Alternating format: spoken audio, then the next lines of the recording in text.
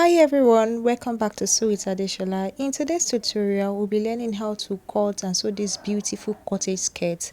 If this interests you, let's get right into the tutorial. For this tutorial, I'll be making use of 3 yards of chiffon fabric, but you can decide to use any other fabric of your choice, be it African print, crepe, silk, or any other fabric, okay? And the volume is also dependent on your body size, but for my size, I'll be making use of just 3 yards. Let's get right into it. To know the measurement for each tier of the skirt, we're going to be making a pictorial representation of that so that we can get accurate measurement of that. So here is me trying to draw out my skirt, and then you can decide to use 3 or 4 steps, that is 3 or 4 tiers depending on your preference. Okay, so you want to divide your full length into the number of tiers. For me, I'll be making use of 3 tiers, so the full length is 44, and then I'll divide it by 3 and I have 14.3 inches, just like that. So each of the tier is going to be 14.3. okay, go ahead and divide your own as well. If you want your full length to be 45, divide it by the numbers of tiers. Okay, and because the first one is going to have a band, and I'm going to use 1.5 inch of a band, so I'm going to remove that 1.5 from the 14.3 that I'm going to use for the first one. Okay, so the answer gave me 12.8, and that is what I am going to use for the first year, while the other two are going to be 14.3 and 14.3. okay, and to determine the width of each tier of the skirt, we'll be needing our hip measurement here. So for me, I am making use of hips measurement of 36. okay, now this 36, for the first tier, you want to multiply that 36 inches, which is your hip, which is my own hip rather. So this is me just labeling the tiers. I am going to multiply that 36 by 1.5, which is going to give me 54 inches. So that is how wide the first one is going to be. And for the second tier, it's going to be that 54 we get times 1.5 again. That give me 81. And for the last tier, 81 times 1.5. and I got 121.5. So you just want to also go ahead, make use of your own hip measurement, and then multiply it by 1.5 each.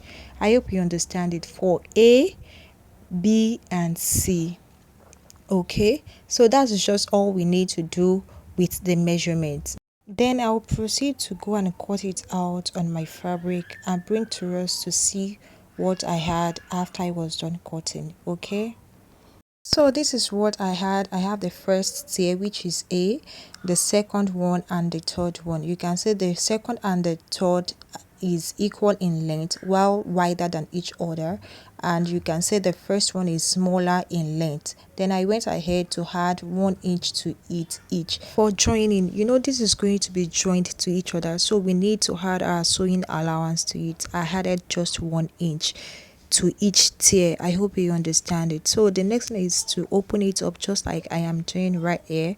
I'll go ahead and open it up. Then you want to notch the middle of each tier. Okay, so that is the first and the second tier. You will see that the second tier is longer than the first one, so you want to proceed to notch the center of each tier. Okay, notch it so that when we gather it, one won't be longer than the other. We can have equal length. Okay, so you can see the second one being longer than the other, wider than the other. Okay, now you're going to go ahead and gather it using a loose stitch. You're going to gather the second one using a loose stitch all the way down, just like that. And once you are done gathering it, you will now join it to the first one. I hope you understand. So just look at the first one. I have 27, which is times 2, which is going to give me 54. I'm going to gather the down part into 54 also. Then I'm going to join it together. Then I will also do the same thing with the third one. Okay, the second one is 81. I'm going to also gather the tip of the third tier to give me 81. So I'm going to gather the third one to give me 81. Then I'm going to join it together and bring it to us to see the result. Okay, so just go ahead and also do the same thing with your own fabric.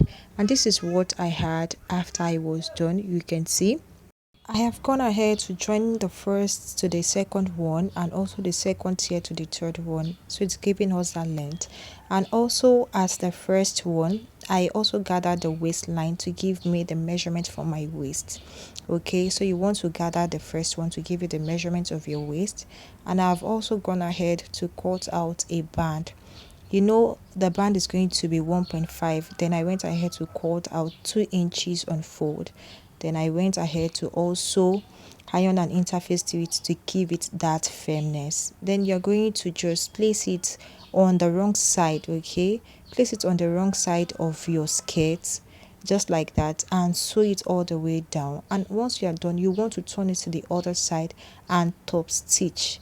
I hope you understand what I am trying to say, to give you that neat finishing on your band. So you just want to go ahead and do that. Okay, I think I'm going to show it to us again so that it's going to be really clear.